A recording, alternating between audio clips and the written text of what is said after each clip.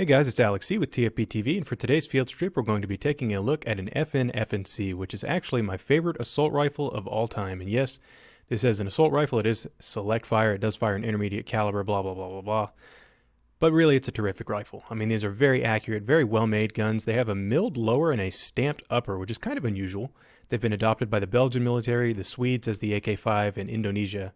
So they are somewhat prolific around the world. Not as prolific as like an AK or an M16, but still a very well-selling rifle in the grand scheme of things. So the first thing you're going to notice is it has two takedown pins that are similar to an M16's. So go ahead and pop out that rear one and pivot the upper away from the lower. Now you could field strip the gun basically for cleaning without taking the upper off, but it is easier to go ahead and pop out the front pin and just separate the two halves.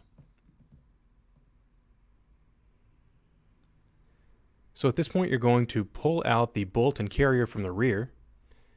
There's kind of a buffer plate that you pull off the back, put some pressure on the charging handle and just pull it right off of there.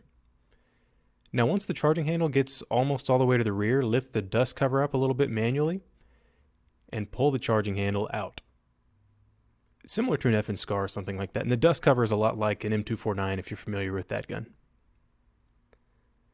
So at this point you're going to rotate the bolt, kind of like separating an AK bolt from a carrier, and pull it out.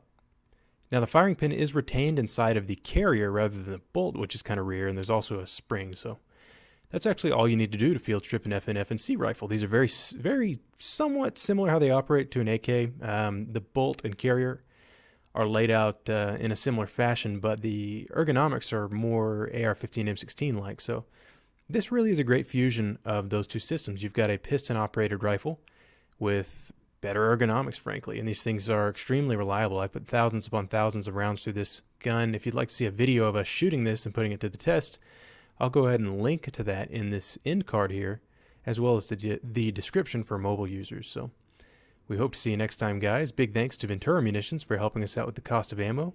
See you next week.